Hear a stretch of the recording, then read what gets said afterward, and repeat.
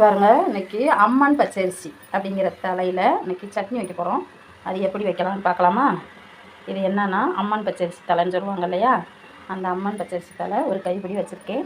இது கூட சேர்க்குறதுக்கு இந்த மாதிரி உளுந்து கொஞ்சம் போட்டுக்கணும், உளுந்து வறுக்கணும். இஞ்சி பூண்டு பேஸ்ட் வச்சுருக்கேன். நான் இஞ்சி பூண்டு தனியாக இருந்தால் வச்சுக்கலாம். இந்த மாதிரி 4 தக்காளி வச்சுருக்கேன், வரமிளகா வச்சுருக்கேன், சின்ன வெங்காயம் உரித்து வச்சுருக்கேன். ஓகேங்களா? இந்த மாதிரி புளி ஊற போட்டிருக்கேன். இந்த புளி போடணும். இப்போ என்னென்னா இதில் வந்து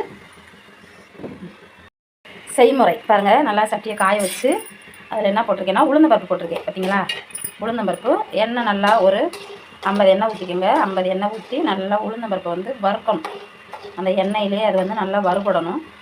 அப்போ தான் நல்லாயிருக்கும்.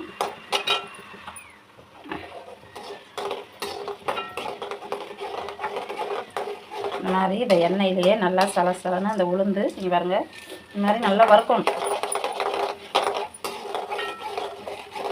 உளுந்து நல்லா வறுபட்ட பின்னாடி அதுக்கப்புறமா நல்லா வரமிளகா போடணும். வரமிளகா தான் போடணும். பாருங்கள், வரமிளகாயும் நல்லா வறுத்துடணும். வறுபட்ட பின்னாடி அப்புறம் சின்ன வெங்காயம்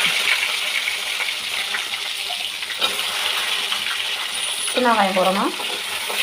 இந்த மாதிரி சின்ன வெங்காயம் போடுங்க. சின்ன வெங்காயம் போட்டுட்டு நல்லா பொன்னிறமாக வறுத்த உடனே சின்ன வெங்காயத்துக்கு அப்புறம் தக்காளி பழம் நல்லா போடுங்க. 4 பழம் நறுக்கி வச்சுருக்கீங்களா, அந்த பழத்தையும் போட்டு நல்லா இந்த மாதிரி ஃபுல்லாக வதங்க விடுங்க. இந்த மாதிரி ஃபுல்லாக வதங்கணும். நல்லா வதங்க விடுங்க. பாருங்கள், அந்த இஞ்சி பூண்டு பேஸ்ட்டு, அம்மன் பச்சரிசி தலை, அது கூட கருவேப்பிலை சேர்த்துக்கலாம்.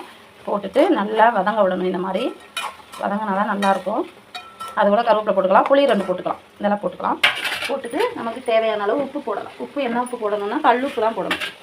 சரிங்களா? கல்லுப்பு தான் போட்டுக்கணும். பெருங்காயம் போட்டுக்கலாம், கொஞ்சம் பெருங்காயம் போடுங்க.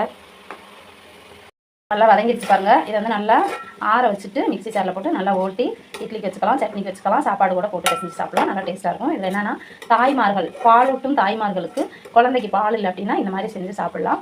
இன்னும் என்னென்னா நெஞ்சு வலிக்குது, சத்து இல்லாதவங்க, சத்து இல்லை நெஞ்சு வலிக்குது, ஹீமோகுளோபின் லெவல் கம்மியாக இருக்குன்றவங்க இந்த மாதிரி வாரத்தில் 2 நாள் இந்த அம்மன் பச்சரிசி கிடைக்கிற பக்கம் வாங்கிட்டு வந்து இந்த மாதிரி சட்னி வச்சு சாப்பிட்டிங்கன்னா அவங்களுக்கும் நல்லா ஸ்ட்ரென்த்தாக இருக்கும். ஓகே, சட்னி அரைச்சாச்சு பாருங்கள். இந்த சட்னி ரெடி ஆயிடுச்சு. எண்ணெயை ஊற்றி கடுகு தாளித்து போட்டு இந்த சட்னியை தாளித்து நம்ம சாப்பிட வேண்டியதுதான். சட்னி சூப்பராக இருக்கா? பாருங்கள், நல்லா இருக்கா? இந்த விவசாயியோட வீடியோ பிடிச்சிருக்கவங்களுக்கு சப்ஸ்கிரைப் பண்ணுங்கள், லைக் கொடுங்க, ஷேர் கொடுங்க, கமெண்ட் கொடுங்க. இந்த மாதிரி வீடியோலாம் விவசாயிக்கு விவசாயி அனுப்பாமல் நம்மளோட மக்கள், நம்மளோட ஃப்ரெண்ட்ஸ் அனைவருக்கும் இந்த வீடியோலாம் ஷேர் பண்ணி விடுங்க. ஹீமோகுளோபின்க்கெல்லாம் எவ்வளோ கஷ்டப்படுறாங்க, குழந்தைகளுக்கு பால் இல்லாதவங்களாம் எவ்வளோ சிரமப்படுறாங்க. இந்த மாதிரி வச்சு சாப்பிட்டாங்கன்னா அவங்களுக்கு பாலெல்லாம் நல்லா ஊறும். பாருங்கள், சட்னி நல்லா இருக்கா? சப்ஸ்கிரைப் பண்ணுங்கள், லைக் கொடுங்க, ஷேர் கொடுங்க, கமெண்ட் கொடுங்க. நன்றி, வணக்கம்.